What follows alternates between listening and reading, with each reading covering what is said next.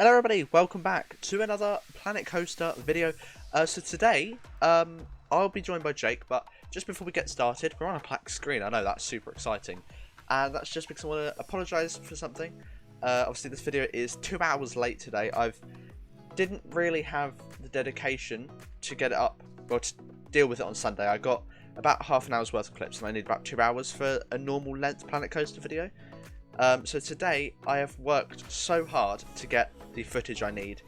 I've had to go out as well and all of that, so I have finally got all the footage I need, but obviously it's 2 hours late, so I really am sorry for that.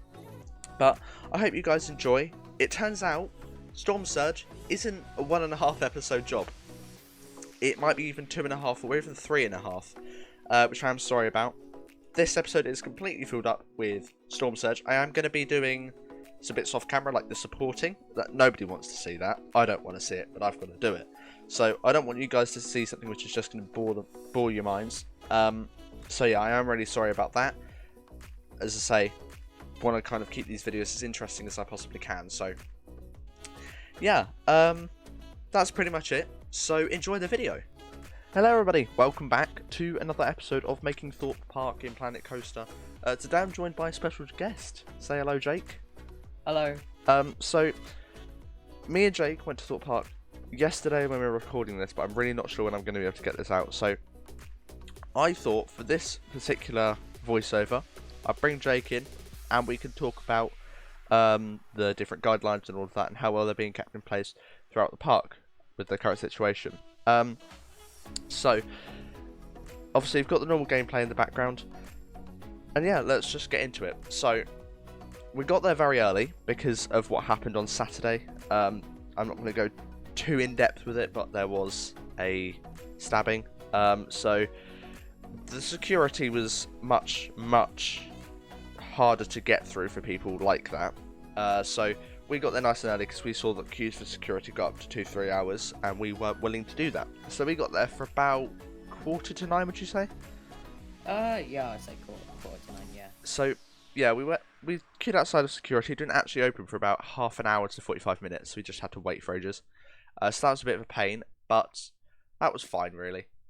We knew that security was going to be a lot safer to get through for us. So yeah, when we were in the queue, we had somebody come around and check our temperature with one of those gun things, which was nice and quick. I thought we had to go through like a booth or something. I think they did have that, but because the queues were getting so long for security, they were just going around each person. So yeah, that's pretty nice. The queues weren't actually too long for us for security. Yeah, the queues got very long, but for security it wasn't too bad. We were probably 10 people from the front, I would say. Yeah. Yeah, so that wasn't too bad for us. We got past security by probably about 9:30, and we got into the park at about 9:45-ish, I think, but I could be wrong there. So yeah, we went straight to the Swarm Island. Well, we went to the gate area so we could get there quickly. Social distancing was being kept in place very well. There wasn't a massive just crowd of people. It was kept in one straight line where everybody was keeping their distance, and it looked like, it was going to be quite good for social distancing. But we'll talk about that a little bit more later. They opened the gates to go to Swarm Island at, I would probably say 5 to 10 or 10 maybe. It was a couple minutes to 10. Yeah. I'd say. And then they kept us just before Swarm Island, and they were still testing the ride, so that was fine. And this is where social distancing seemed to just not exist. I think on that ramp, the coronavirus exists, and then when you're off the ramp, nobody's heard of it in the past. They don't know what 2 meters is. They think it's 2 centimeters, and yeah, it just went out the window. It was absolutely insane. There was multiple Karens complaining that the park hadn't opened because it was 5 minutes late. The flying fish was running. People were like, why is that running? But Swarm isn't. Yeah, so we eventually got let into Swarm Island. I think it was 5-10 minutes late. It's not a big deal. People ran. They were told to stop running. They didn't. And we were, I think, when we got to the ramp, we were probably 4 people from the front. Or 4 groups from the front. We got to Swarm Island, into the queue, and we probably had a 10-minute wait. I wouldn't do 10 minutes. I'd say about 5. It might have been 5, but it was too much for where we were in the position originally. Like, we should really have been on the first train. We got on the second train, so that's not a big deal. But it's just a bit annoying that they haven't, that they just didn't keep social distancing there. I think the best thing for them to do in that situation would have been just to make people walk single file down into the plaza. I think that may have been quite school and childlike, but I think that would have been the best way to keep social distancing working there.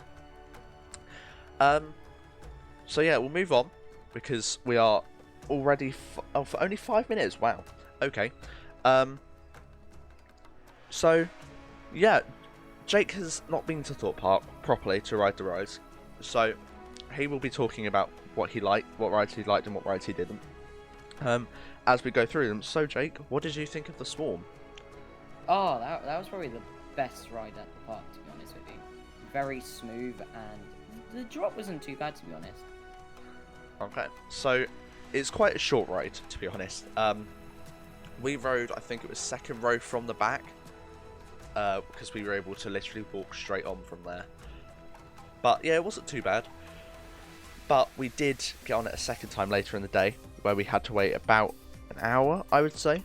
And Yeah, we got front row, left wing. Wow, it was so intense, and it was just amazing. I got front row, left wing inner seat, and that was just amazing. By far, that is the best place to sit on the Swarm, in my opinion.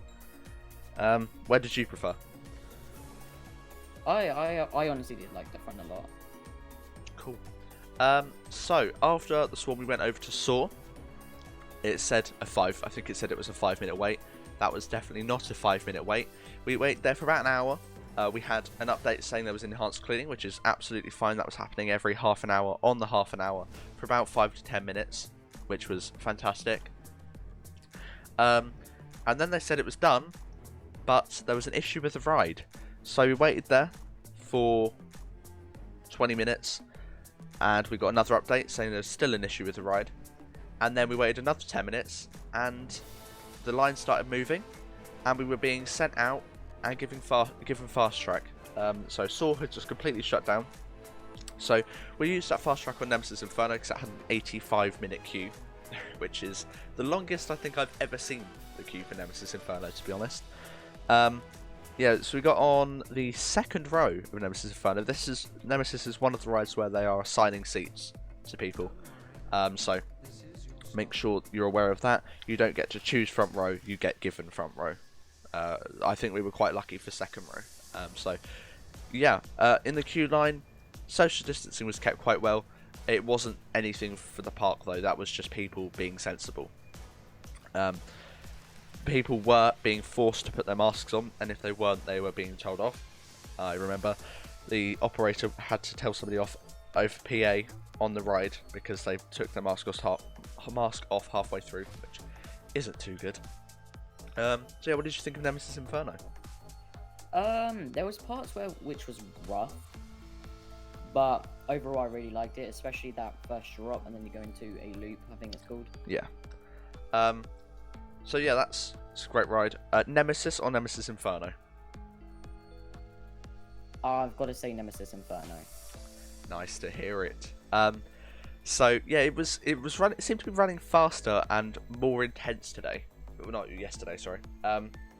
Which was nice to see, but it was. I do agree with Jake. It was quite rough, which is quite a shame to see because it is a really good ride, and I wasn't actually too dizzy after it, which I normally am after an invert, but that's fine. So after Nemesis Inferno, we saw that queues were no shorter than an hour and no longer than 2 hours. So we went and got some KFC, which might I add was absolutely amazing. Zinger burger, 10 out of 10. And again, social distancing is kept quite well there. If you're using cards, you have to pay on the screen things. If you're using cash, then you just go up to the counter. Food's ready quite quickly. All good, and they do have limited seating available. We were thankfully able to get a seat. But yeah, so after that, we went to Stealth. Now, I was able to get Jake on Narita at Alton Towers, and he hated it. The launch, was it the launch that was bad about it? Yeah, the launch. I did not like that launch. Yeah, so I spent 5 minutes in KFC persuading Jake to go on Stealth, and it worked, and I was quite surprised. It was a 50-minute queue. I would say it was closer to an hour, but it's well worth it. No, actually, it's not well worth it, but it was worth it to get Jake on it. So yeah, got on to Stealth after queuing in the extended queue line, which is the first time I've ever done that. And I walked over to front row because it was empty. Jake joined me. And what did you think of Stealth, Jake? The launch was a lot better than Rita, I've got to say that. I had my eyes closed for most of the ride, but as soon as we got to the top of the top hat, I was just amazed how high you were in the sky and just looking over the park. It was really cool. Yeah, I think the launch on Stealth is quite different to Rita, which is weird because it's a faster launch. But it's nicer to have a top hat than some rough bank turn that should be removed. Yeah. So yeah, Stealth is definitely a brilliant ride. Front row as well, as I say, absolutely fantastic. And then we went to Colossus, was it? I can't remember now. No, we did go to Colossus, I think, but then we decided to go to Saw, and then we saw that the queue was so long, we went back to get Fast Track, I think it was, because you can't buy Fast Track, but I had a case number where I could get free Fast Track, because I complained about something last year, and as a goodwill gesture, they gave me some Fast Track. So I was able to pick that up, and we went round to Saw, and used it on that. Very rude staff on Saw, might I add.